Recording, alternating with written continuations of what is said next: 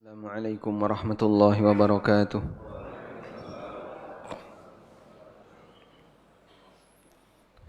Alhamdulillahi rabbil alamin. Wassalatu wassalamu ala ashrafil mursalin Nabiyyina wa maulana Muhammadin wa ala alihi wa sahbihi ajma'in. Wa ashhadu an la ilaha illallah wahdahu la syarika lah.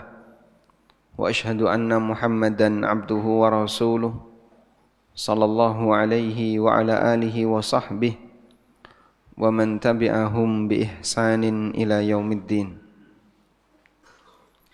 Alhamdulillah, puji syukur kita haturkan kehadirat Allah Subhanahu wa taala. Pagi ini kembali kita melanjutkan kajian rutin dengan membaca buku Prinsip Hidupku. Kita akan membaca poin yang keberapa, Pak? Di halaman 59, hindari sengketa. Nah, menjadi orang yang hobi bersengketa, dia akan menjadi orang yang tidak produktif. Orang yang hobi bersengketa itu manusia yang tidak produktif. Isinya cuman sakit hati, loro hati, terus apa lagi? Benci dan seterusnya. Dan kalau sifatnya semacam ini akan menghalangi dirinya untuk bisa berbuat baik kepada orang lain, atau menghalangi dirinya untuk bisa lebih maksimal menjadi muslim yang produktif. Jangan menjadi orang yang hobi bersengketa. Kalaupun Anda menang, tidak jaminan bisa selamat di akhirat. Terlebih sengketa itu sangat melelahkan dan semuanya akan diulang di akhirat. Sehingga padu ini ku capek buatan? Hah? Capek enggak? Capek. Suami istri padu capek enggak? Capek. Capek Bapak? Capek. Makanya biasanya orang berantem enggak betah tahan lama. Pilihannya dua, antara akur atau pisah selamanya. Sebab kalau dia berantem, dia akan merasakan sangat kelelahan.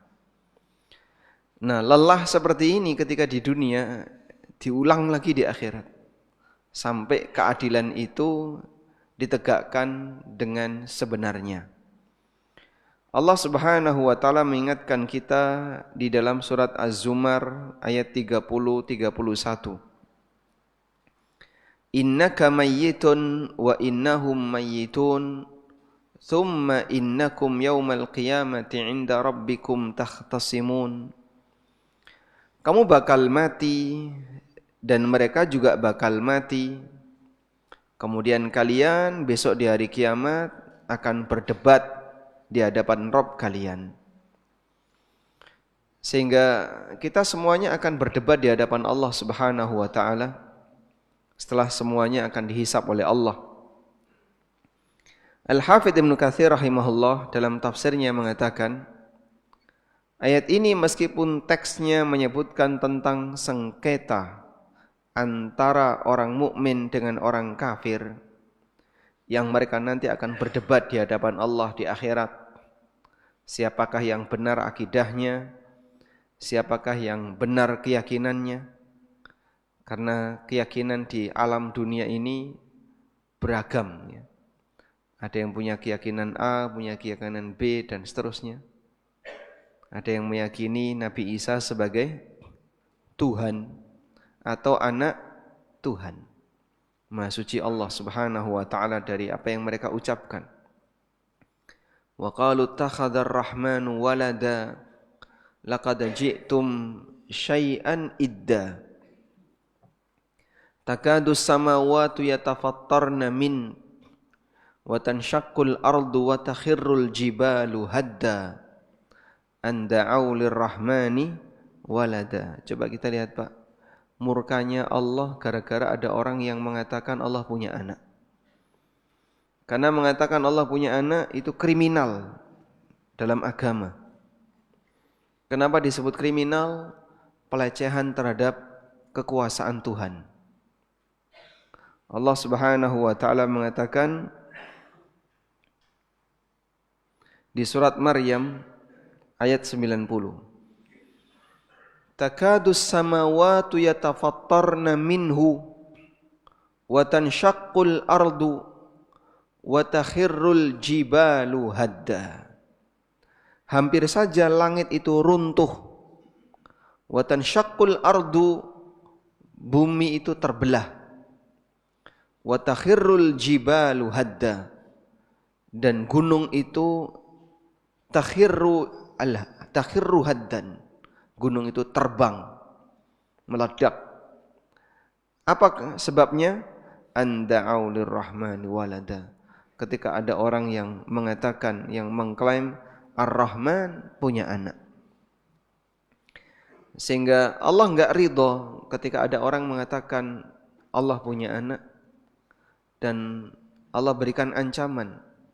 Hampir saja langit runtuh, bumi pecah, bumi terbelah, gunung meledak gara-gara orang mengatakan Allah punya anak. Wa ma yanbaghi lirrahmani ay yattakhidha walada. Dan tidak layak Ar-Rahman untuk memiliki anak. Karena semuanya itu hamba. Dan kalau dia anak Allah, berarti dia bagian dari Allah. Karena yang namanya anak itu bagian dari Tuhan. Sehingga mengatakan ada anak Tuhan sama dengan ada Tuhan yang kedua. Dan penerus yang akan melanjutkan Tuhan yang pertama.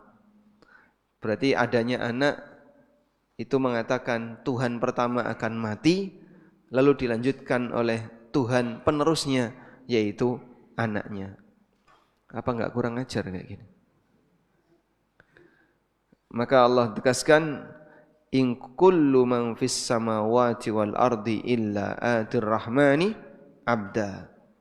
Tidak ada satupun makhluk di langit dan di bumi kecuali dia akan mendatangi Ar-Rahman sebagai abdan, sebagai hamba.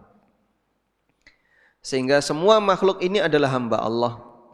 Sebab yang Tuhan cuma satu, selainnya adalah makhluk.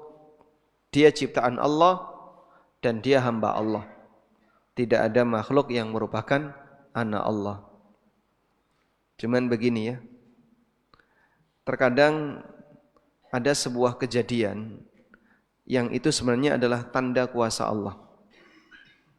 Ada kejadian. Yang kejadian ini sebenarnya adalah tanda kuasa Allah. Ada kejadian yang merupakan tanda kuasa Allah. Tapi oleh manusia justru kejadian ini membuat dia semakin kufur. Ya. Apa yang kurang Pak di situ Pak? Nah, dibuat kayak gini ya, seperti biasa. Nah, gini? Nah, alhamdulillah. Jenengan gerenengan yang buri niku nggih kula krasa. Oh.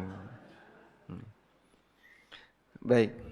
Jadi ada kejadian yang sebenarnya dia merupakan tanda kuasa Allah. Tapi justru kejadian ini menjadikan sebagian orang makin kafir. Sebagian orang makin kafir. Contohnya Isra Mi'raj. Contohnya Isra Mi'raj. Kejadian Isra Mi'raj itu kan tanda kuasa Allah. Tapi ketika Nabi SAW diberangkatkan oleh Allah Isra Mi'raj dalam waktu kurang dari semalam.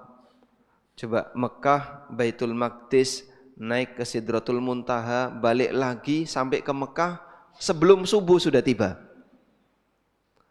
Luar biasa. Tidak ada yang bisa menandingi kecepatan semacam ini untuk teknologi yang dimiliki oleh manusia, apalagi ketika itu. Tapi justru kejadian Isra Mi'raj ada dua kondisi. Ada yang makin mukmin dan ada yang makin kafir. Sehingga dalam Al-Quran Allah Subhanahu wa ta'ala menyebut kejadian Isra Mi'raj ini sebagai fitnah, ujian. Ini adalah ujian bagi umat manusia, sehingga yang lolos ujian dia semakin beriman, dan yang enggak lolos ujian dia justru semakin kafir. Allah Subhanahu wa ta'ala mengatakan, "Wa ma ja'alna ar-ru'ya allati araynaka." Coba kita baca ayatnya.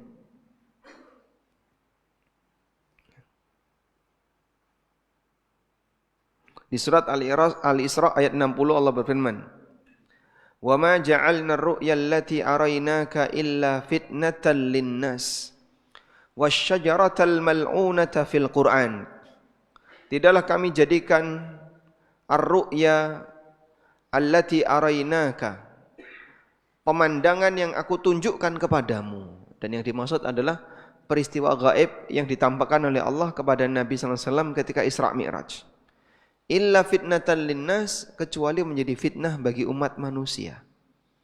Sehingga ada di antara manusia yang makin beriman, dan ada di antara manusia yang justru makin kufur.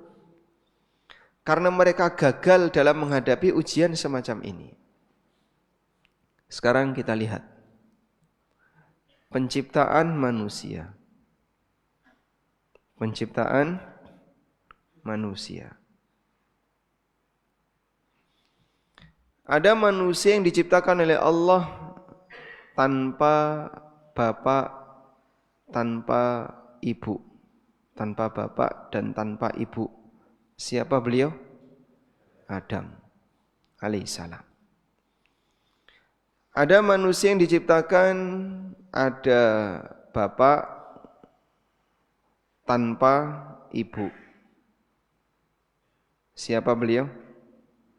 Siapa beliau? Hawa. Ada manusia yang diciptakan yang keempat. Ada bapak dan ibu. Siapa? Kita semua. Kita semua. Dan satu lagi yang Allah sempurnakan. Kejadiannya dengan lahirnya Nabi Isa alaihissalam. Ada ibu tanpa bapak. Siapa beliau? Isa alaihissalam. Baik, Anda lihat di bagian ini ada dua manusia yang bingung. Manusia pertama Yahudi. Mana mungkin ada orang yang terlahir tanpa bapak? Pasti Maryam itu punya bapak. Pasti Maryam itu punya suami. Siapa suaminya? Nah itu sedang kita cari. Buron sampai sekarang. Maka mereka menuduh Maryam berzina. Wa qaulihim ala Maryama buhtanan adzima. Allah menyebutkan dalam Al-Quran, dan mereka mengatakan tuduhan kepada Maryam, wa qaulihim ala Maryama buhtanan azima, dan mereka memberikan tuduhan besar bagi Maryam, yaitu menuduh Maryam berzina. Ini kelompok Yahudi. Jadi tentang kejadian Isa.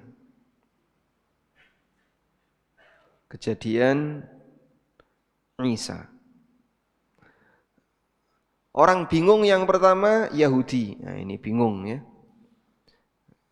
Karena mereka bingung, mana mungkin ada manusia yang tercipta tanpa bapak. Maka mereka memaksakan diri Maryam berzina. Maryam diyakini berzina, sehingga Isa adalah anak zina. Subhanaka hadza buhtanun azim.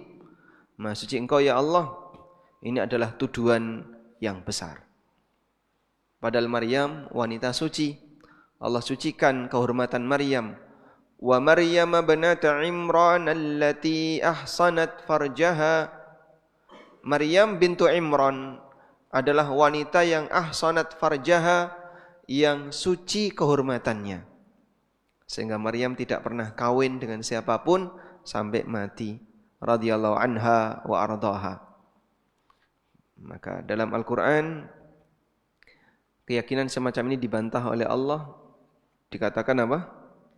Maryam adalah wanita suci. Di mana Anda bisa mendapatkan keterangan Maryam wanita suci? Allah Ta'ala berfirman dalam Al-Quran. Surat apa? Coba kita lihat. Seperti di surat ini. Wa bikufrihim wa qawlihim ala Maryam buhtanan azima. Ini di surat An-Nisa ayat 156. Di surat An-Nisa ayat 156. Kemudian juga firman Allah Subhanahu wa taala. Allah menegaskan tentang kesucian Maryam. Allah berfirman, "Wa Maryam binata Imran allati ahsanat farjaha." Maryam bintu Imran ahsanat, yang beliau menjaga kehormatan farjaha, menjaga kehormatan kemaluannya. Artinya apa? Tidak pernah berbuat zina. Fanafakhna fihi min ruhina. Lalu kami tiupkan kepadanya min ruhina, ruh dari kami. Wa saddaqat bi kalimati rabbiha wa kutubihi wa kanat minal qanitin. Surat At-Tahrim ayat 12.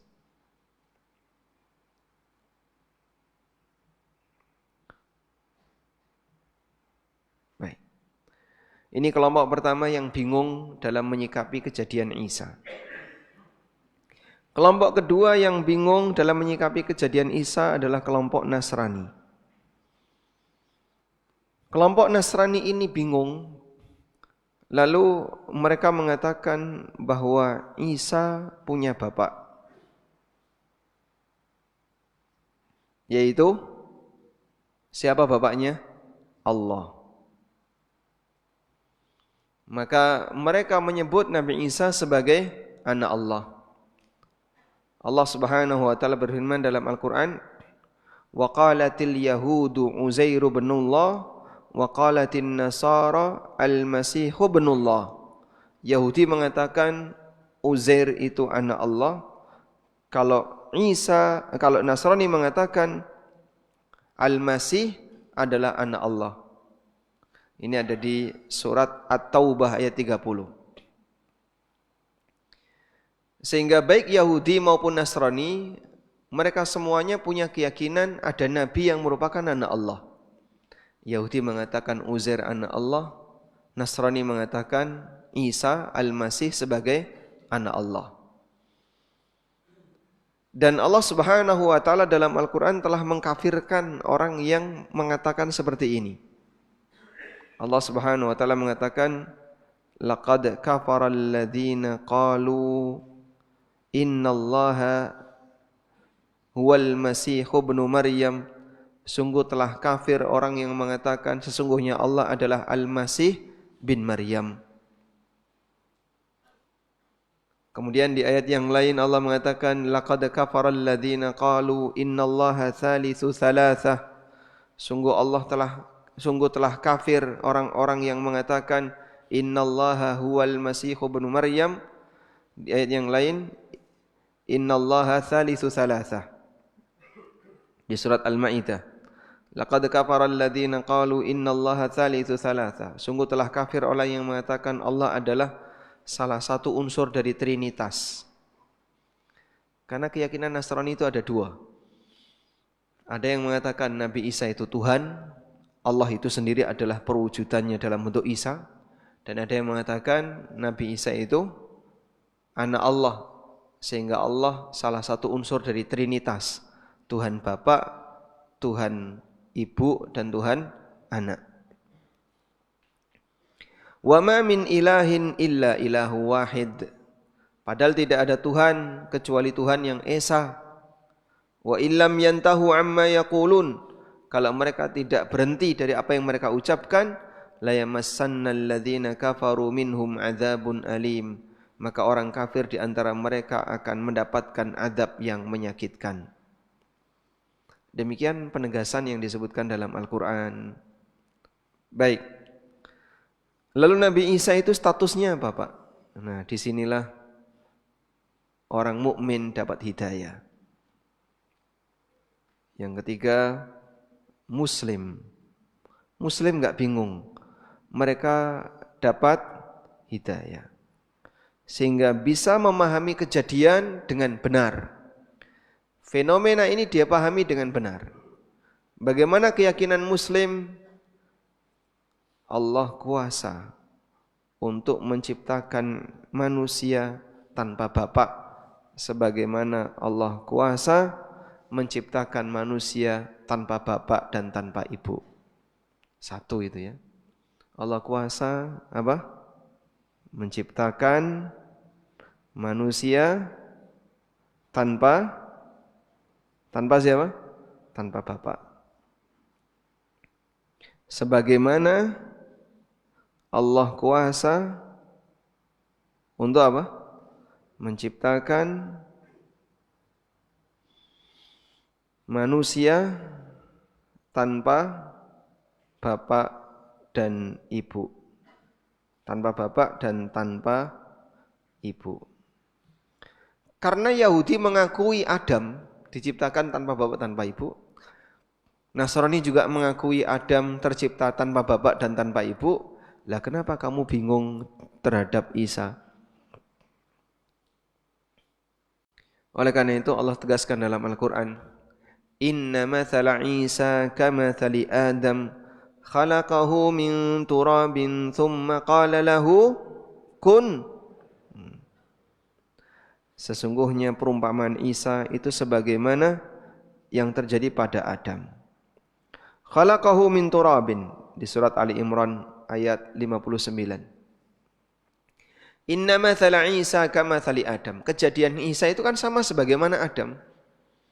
Khalaqahu min turabin thumma qala lahu kun fayakun. Allah ciptakan Allah ciptakan Adam dari tanah, kemudian Allah berfirman kun, maka jadilah Adam. Dan mereka bisa menerima ini.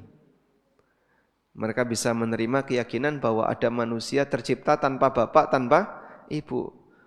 Andaikan ada manusia tercipta tanpa bapak berhak dijadikan Tuhan, Adam lebih berhak daripada Isa. Kenapa kamu tidak menyembah Adam saja? Dia lebih sakti daripada Isa.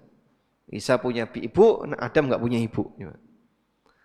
Berarti Adam lebih hebat daripada Isa dari sisi proses penciptaannya.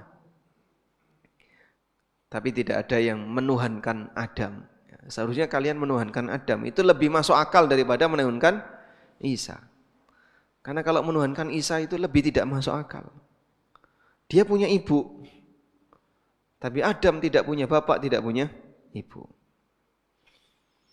Al-haqqu min rabbika fala takum minal mumtarin. Kebenaran itu dari Rabbmu, maka janganlah kalian menjadi orang yang ragu. Dan Allah Subhanahu wa taala juga mengatakan, jadi di sini keyakinan Muslim yang pertama, Allah kuasa untuk menciptakan manusia tanpa bapak, tanpa ibu. Kemudian yang kedua, Muslim meyakini Isa hanya hamba. Sebagaimana yang lain juga hamba. Adam hamba, Isa juga hamba.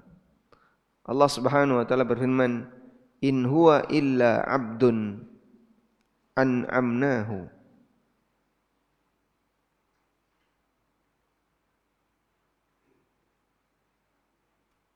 Di surat Az-Zukhruf ayat 59. In huwa illa 'abdun an'amna 'alaihi wa ja'alnahu mathalan li bani Israil. Isa itu tidak lain hanyalah seorang hamba yang kami beri nikmat kepada beliau dan kami jadikan beliau sebagai perumpamaan, ujian bagi Bani Israel. Surat Az-Zukhruf ayat 59.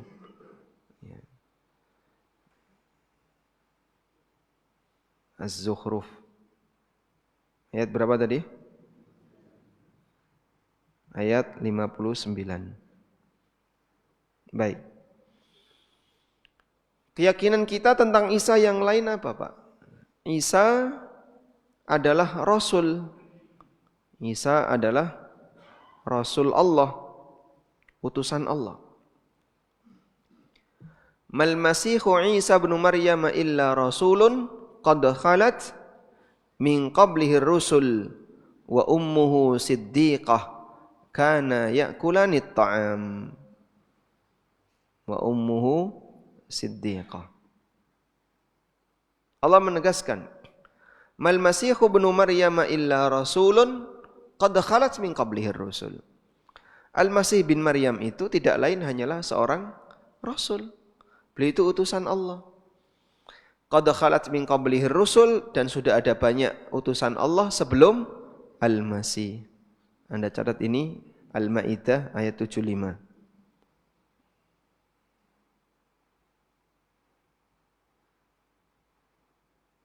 Ayat berapa?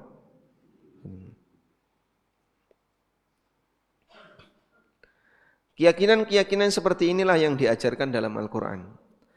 Kita meyakini Isa itu seperti apa? Mendudukkan Isa itu seperti apa? Kita mendudukkan Isa, beliau ciptaan Allah, dan Allah kuasa menciptakan manusia tanpa ibu atau tanpa bapak, sebagaimana Allah kuasa menciptakan manusia tanpa bapak, tanpa ibu. Tentang kejadian Nabi Adam. Kita meyakini Isa hanyalah hamba sebagaimana yang lain. In huwa illa abdun an'amna alaih. Di surat Zukhruf ayat 59. Kita meyakini Nabi Isa adalah utusan Allah. Mal Masihu bin Maryam illa rasulun qad khalat min qablihi rusul.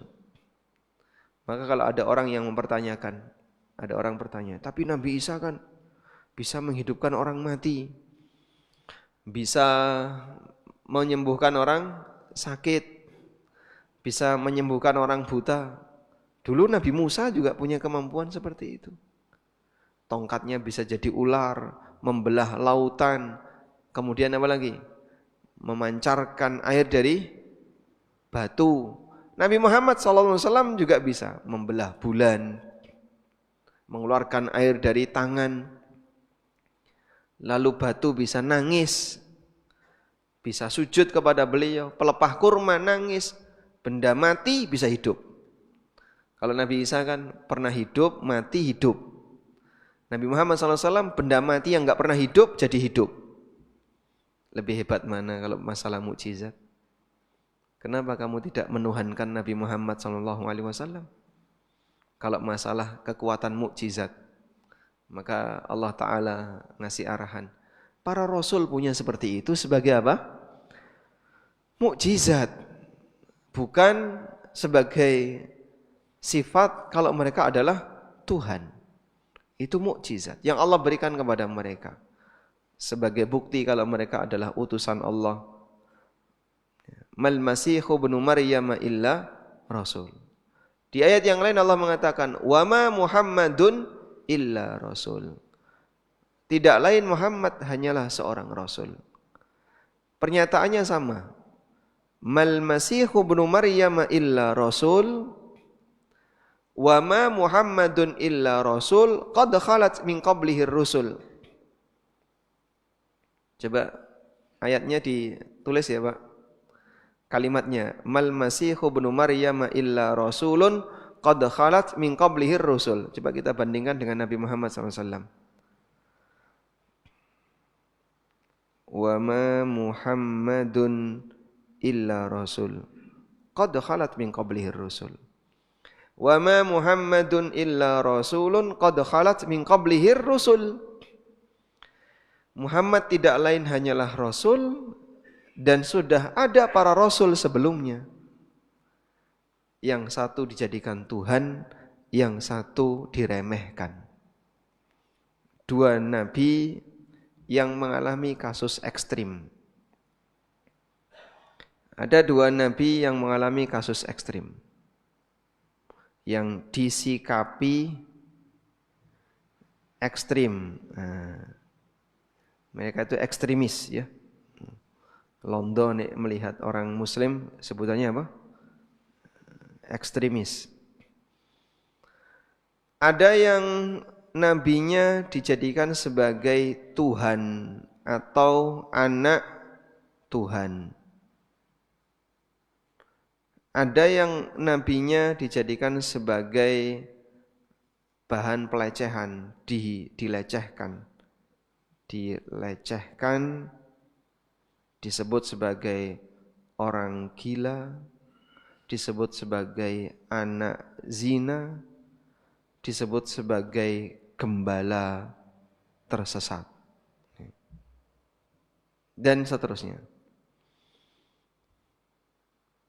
Ini terjadi pada Nabi Isa, Nabi Uzair, yang ini terjadi pada Nabi Muhammad SAW dan juga terjadi pada Nabi Isa menurut pemahaman orang Yahudi.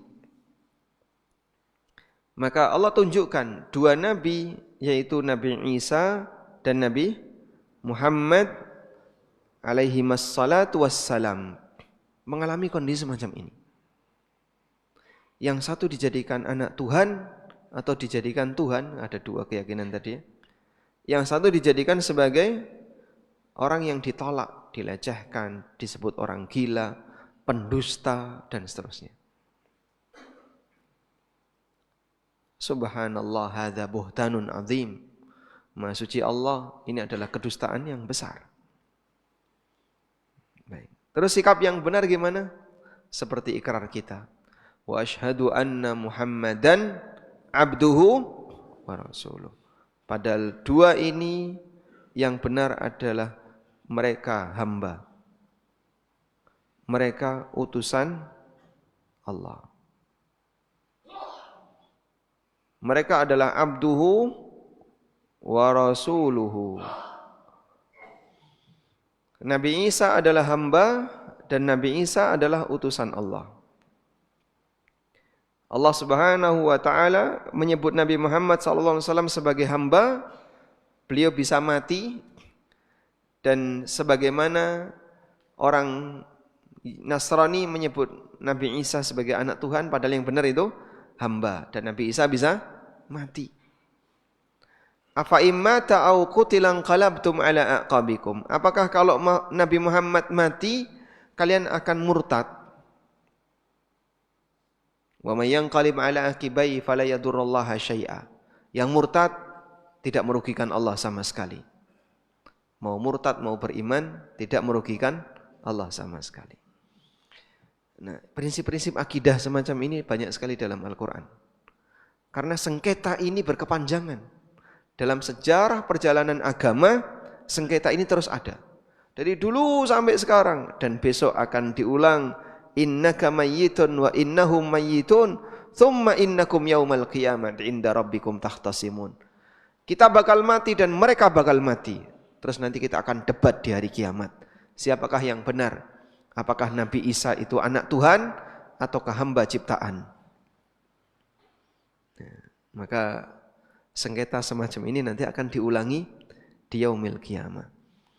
Mereka nanti akan berdebat di hadapan Allah di akhirat. Sehingga dalam masalah tauhid kita akan berdebat dengan orang musyrik. Kita akan berdebat dengan orang Nasrani, dengan orang Yahudi. Kemudian nanti Allah yang akan menghakimi siapa di antara keyakinan itu yang benar. Dan konteksnya bisa dibawa kepada semua tindakan berselisih ketika di dunia. Nanti itu akan diselesaikan di akhirat. Oleh karena itu jangan gampang membawa masalah ke akhirat. Mau urusan 200.000 nanti kita selesaikan di akhirat. Mau 200.000 ya. Sudahlah, jadi orang yang lebih gampangan, bukan tipe orang yang seneng padu, otot-ototan, karena semuanya pasti akan melelahkan. Semua bentuk sengketa, perselisihan, ketidakadilan, bahkan ketidaknyamanan, semuanya akan dituntaskan nilai keadilannya di akhirat, di hadapan Allah Ta'ala, Zat yang maha melihat, dan dia mengetahui segalanya. Maka tatkala ayat ini turun, sahabat Zubair ibn Awam radhiyallahu anhu mengatakan, Rasulullah, ayukarriru alaina ma kana bainana fid dunya ma'a khawasid dhunub. Apakah sengketa yang terjadi di antara kita pada hari kiamat kelak akan diulang? Di samping kita juga mempertanggungjawabkan dosa dari diri kita masing-masing. Kita punya dosa pribadi. Dan di saat yang sama apa? Kita punya sengketa dengan orang lain. Dibaleni mana? Diulangi lagi di akhirat. Capek enggak? Capek. Maka Nabi SAW mengatakan, Na'am, la yukarriranna alaikum hatta yuaddiya ila kulli dhi haqqin haqqah. Betul, semua sengketa itu akan diulang sampai masing-masing yuaddiya ila kulli dhi haqqin haqqah, sampai masing-masing hak dikembalikan kepada pemiliknya. Mendengar jawaban ini, Zubair mengatakan, Wallahi innal amra la syadid. Demi Allah, jika seperti itu keadaannya, berarti urusannya sangat berat. Berarti urusannya sangat berat. Yang dirasakan oleh sahabat, kesadaran mereka terhadap akhirat itu besar.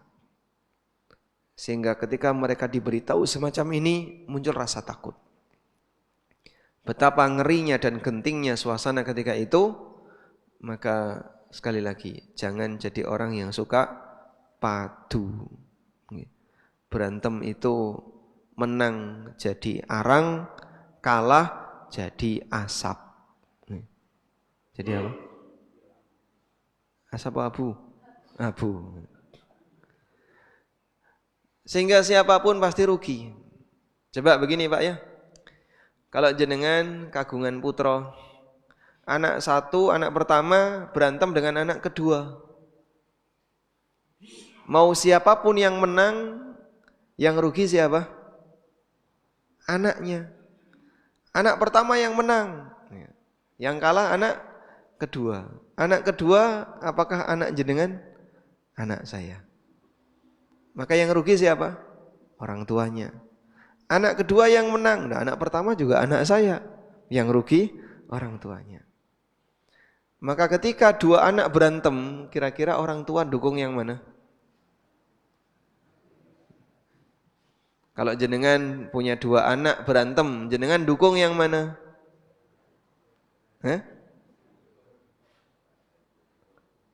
Kita sebagai orang tua yang sayang dua-duanya akan berusaha memisahkan. Ojo sampai berantem. Kowe sing menang aku rugi, kowe sing menang aku rugi. Kalau kamu senang aku rugi, terus no berantem. Begitu ya. Sehingga anak berantem, yang rugi tetap orang tua. Umat Muhammad sallallahu alaihi wasallam, umat Muhammad sallallahu alaihi wasallam padu. Podo-podo umat Nabi Muhammad sallallahu alaihi wasallam. Nabi Muhammad sallallahu alaihi wasallam senang sama umatnya enggak? Nabi Muhammad sallallahu alaihi wasallam mencintai umatnya tidak? Mencintai. Tapi umat-umat padu. Sing rugi sinten, Pak? Umat Muhammad sallallahu alaihi wasallam.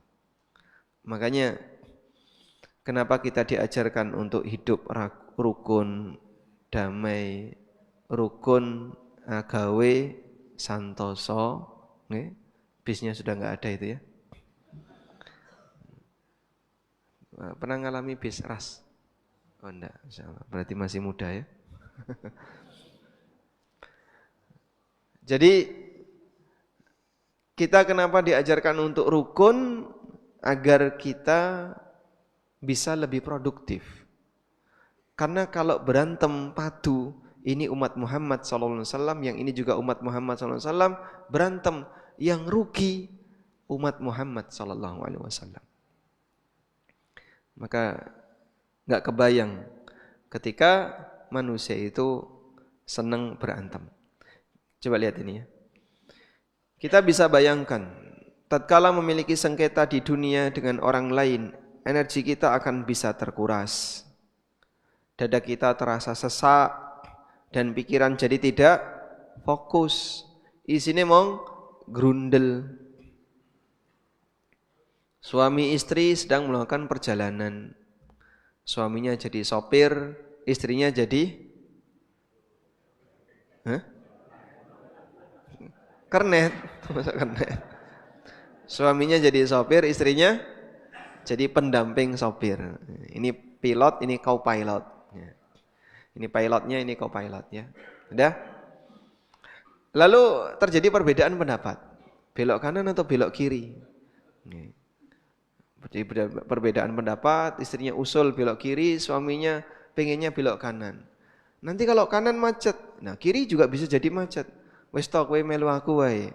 Akhirnya belok kanan. Betul macet.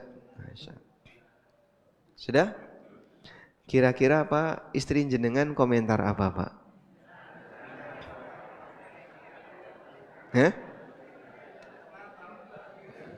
Kira-kira bojone sampean ngomong apa, Pak?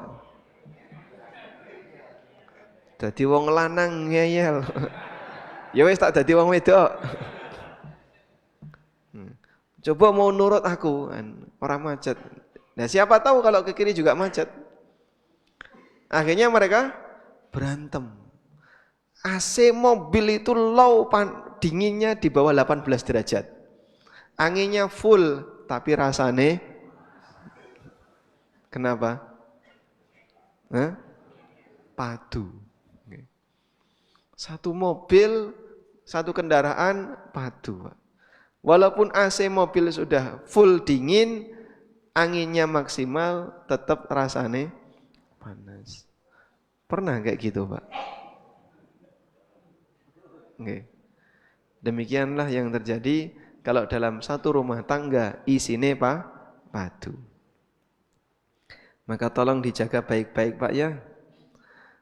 Kalau Bapak jadi suami, berhati-hatilah ketika menghadapi ras terkuat di bumi, Pak. Berani berhadapan dengan mereka, siap-siap untuk sakit hati. Karena mereka hidup bersama, dalam satu rumah, dalam satu kendaraan, dalam satu kamar. Nek padu iku rasane kaya apa? Capek enggak? Capek ya? Capek. Baik. Membuat seseorang merasa tidak nyaman dan lelah, demikianlah yang terjadi ketika orang itu berantem. Sehingga suami Anda ketika berantem dengan Anda, wahai para ummahat, ya, nyambut gawe ini ya ora iso maksimal. Mangkat kantor, buka laptop yang menengai, nonton YouTube, akhirnya pelampiasannya apa? Mancing. Nah itu yang suka mancing itu perlu dicurigai itu. Karena orang tidak akan produktif ketika itu. Istri juga sama, ketika berantem sama suaminya, masak enggak? Kober masak enggak? Wis ora kober ya. Wis kepikiran ya. Sehingga yang biasanya brambang kauro bawang campur merica, tambahi lengkuas, tambahi kencur, tambahi jinten sampai jinten hitam juga jamai. Habas sauda dimasukkan sekalian. Nah, itulah manusia ketika dia sedang berantem pasti tidak produktif. Makanya Allah katakan dalam Al-Qur'an, berantem itu menyebabkan keberkahan hilang. Allah Subhanahu wa taala berfirman, "Wala tanaza'u fatafshalu wa tadhhaba rihukum." Jangan kamu bersengketa, nanti kamu akan menyesal, wa tadhhaba rihukum, dan akan hilang keberuntungan kalian. Wa tadhhaba rihukum. Ada di surat Al-Anfal Allah mengatakan wa atiullaha wa rasulah wa la tanaza'u fatafshalu wa tadhhaba rihukum wasbiru. Taatilah Allah dan Rasulnya. Dengan taat kepada Allah dan Rasulnya kita pasti akan bersatu. Wala tanaza'u, jangan berantem, jangan bersengketa. Fatafshalu, maka kalian akan rugi. Wa tadhhaba rihukum, dan hilang keberuntungan kalian. wasbiru, bersabarlah. Dan itu real. Sebuah yayasan, komunitas kecil tapi akur lebih kuat daripada besar tapi eker. Karena kalau berantem pecah lemah. Tapi kalau bersatu walaupun sedikit kuat. Makanya komunitas kalau terlalu besar beresiko apa? Pecah. Tapi kalau kecil pecah. Wes cilik pecah bisa. Kalau kecil biasanya cenderung akur. Nih tolong ya, Godian mengaji dijaga baik-baik. Kecil atau besar Godian mengaji ini? Besar sekali ya. Lumayan besar. Ono lumayan nih barang. Ya, maka yang sudah besar dijaga ya. Karena ngelumpuk balong pisah itu susah. Sebab terkadang ada saja yang punya masalah, tegang antara satu dengan yang lain. Kalau sudah pecah, keberkahannya dicabut oleh Allah Ta'ala. Wallahu a'lam. Baik. Dilanjut atau gimana? Kita lanjutkan ya. Kemudian kondisi ini akan diulangi lagi di hadapan Allah setelah kematian. Karena itu Imam Asy-Syafi'i rahimahullah pernah memberi nasihat. Kita catat nasihat ini ya. Bi'sazad ilal ma'ad al-udwan alal ibad. Sejelek-jelek bekal menuju akhirat adalah bermusuhan dengan anggota masyarakat. Maka kalau orang itu musuhnya banyak, nanti ruginya besar. Selanjutnya, terus solusinya gimana Pak? Kalau ada potensi-potensi sengketa, ada peluang-peluang sengketa. Allah berpesan, wasbiru, bersabarlah. Wasbiru, bersabarlah. Bersabarlah maksudnya gimana? Ya ngalah. Mengalah beda dengan kalah. Ngalah karo kalah sama atau beda Pak? Ya, beda. Anak kecil belum bisa membedakan. Usia misalnya 3 tahun dengan usia 2 tahun. Berantem. Kakak disuruh ngalah ke adiknya. Ora gelem, tetap ngerebut. Karena dia tidak bisa membedakan antara ngalah dengan kalah. Ya. Anak saya usia 4 tahun dengan 18 bulan. Padu. Bayi karo bayi padu.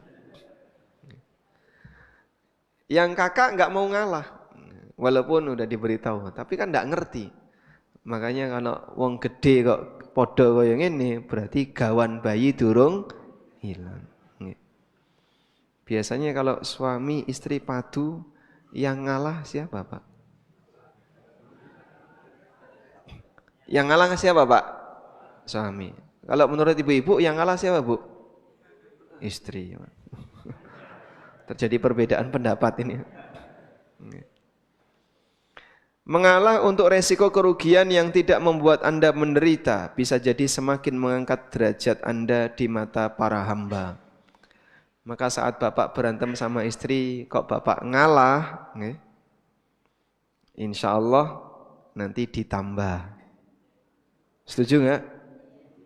Ditambah apanya? Kemuliaannya ya. Sehingga jadi suami yang lebih berwibawa. Nabi SAW bersabda, "Wa ma zadallahu 'abdan bi'afwin illa 'izza." Allah akan menambahkan kemuliaan disebabkan hamba suka memaafkan. "Wa ma tawadha'a ahadun lillah illa rafa'ahu Allah." Dan tidaklah orang itu tawadhu karena Allah kecuali Allah akan mengangkat derajatnya. Tawadhu karena Allah. Jadi ada tawadhu karena makhluk. Ada enggak tawadhu karena makhluk? Banyak. Para penjilat yang tawadhu di hadapan penguasa. Di hadapan penguasa nunduk-nunduk. Di hadapan masyarakat munggah-munggah. Ada ya kayak gitu ya. Jadi dia tawaduk di hadapan makhluk. Ini tawaduk munafik. Makanya kita dilarang untuk melakukan praktek tawaduk karena makhluk, karena ini praktek menjilat dunia. Ada tawaduk karena Allah. Tawaduk karena Allah inilah yang mulia. Dan Allah Subhanahu wa taala akan mengangkat derajatnya. Tawaduk karena Allah ini tawaduk yang jujur. Dan orang bisa tawaduk karena Allah disebabkan karena dorongan iman. Kita lanjutkan. Memilih memaafkan dalam sengketa dunia tidak akan menghilangkan wibawa dan jabatan Anda. Sehingga salah kalau ada orang, saya enggak mau memaafkan. Itu wibawa saya. Sebaliknya ya. Ini harga diri saya. Nah, harganya piro? Jadi orang terkadang enggak mau ngalah karena alasan ini harga diri, ini wibawa. Harga diri regane piro? Kok sampai seperti itu? Padahal hanya untuk urusan apa, Pak? Pitike tangga nelek ning omahe. Tidak mau memaafkan. Justru akan menambah kemuliaan Anda di dunia selain juga mendapatkan pahala di akhirat. Demikianlah kondisi hamba ketika dia memaafkan. Bahkan Nabi SAW menjanjikan pahala yang sangat istimewa bagi mereka yang lebih memilih sikap mengalah meskipun dia berada di posisi yang benar. Dari Abu Umamah radhiyallahu anhu, Nabi SAW bersabda, "Ana za'imun bi baitin fi rabadil jannah liman tarakal mira wa in kana muhiqqan." Saya jamin satu rumah di tengah surga bagi orang yang meninggalkan perdebatan meskipun dia di posisi yang benar. Dan berat ya, sampai berani ngalah ketika dia berada di posisi yang benar. Kita berlatih, semoga Allah jadikan kita hamba yang lebih berakhlak dan yang lebih berwibawa disebabkan karena kemuliaan akhlak. Wallahu a'lam wa sallallahu ala nabiyyina Muhammadin wa ala alihi wa sahbihi wasallam. Ini kayaknya kosong, Pak. Ini kosong nih.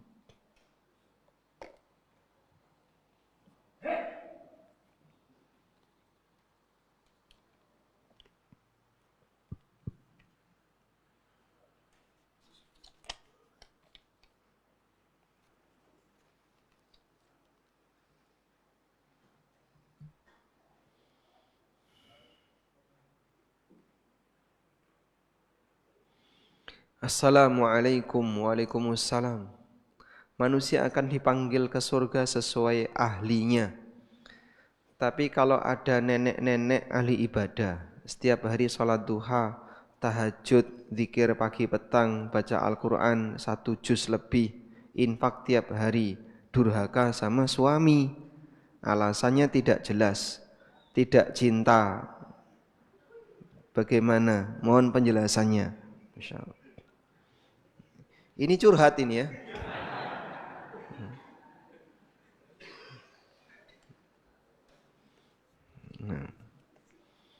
Nggih, mohon maaf kalau memang sudah uzur usia itu biasanya seperti itu ya. Jadi dulu waktu masih muda seneng padu, kok tambah tua ya tambah seneng padu. Karena pengalamannya sudah makin banyak. Baik, kalau memang ada wanita yang durhaka sama suaminya, bisa jadi durhakanya ini penghalang dia untuk masuk surga ketika suaminya enggak ridho. Sebab ibadah itu tidak hanya dilihat dari lahiriah. Bisa jadi penampilannya solihah, rajin umroh. Oh, rajin umroh toh. Paling dhuwur to niki, ramung rajin salat, rajin umroh. Rajin apa lagi? Baca Quran, rajin salat duha, rajin tahajud, wani karo sing lanang rano gunane. Itu sama seperti anak dia soleh tapi durhaka sama orang tua. Maka Nabi SAW menyebutkan ada 3 orang yang sholatnya tidak bisa naik melebihi telinganya. Salah satunya adalah wanita yang durhaka kepada suaminya. Tidak bisa naik melebihi telinganya artinya apa? Tidak diterima. Jadi amal soleh itu kan naik. Amal soleh itu naik. Ketika amal soleh tidak bisa naik, berarti dia tidak diterima. Pernah satu ketika ada sahabat yang cerita kepada Nabi SAW, "Ya Rasulullah, kami punya tetangga. Wa dzukira min siyamiha wa qiyamiha." Orangnya rajin puasa, rajin tahajud. Wa kanat tu'dhi jaraha, tapi seneng nglarono ati tanggane. Nabi SAW mengatakan, "Hiya finnar." Wong wedok kaya ngene nyemplung neraka. Karena ibadahnya wanita itu salah satunya adalah bekti marang suami. Sebagaimana ibadah anak bekti marang orang tua. Dan itu aturan. Maka kalau aturan ini tidak dilaksanakan dengan baik, bisa jadi ibadahnya tidak diterima.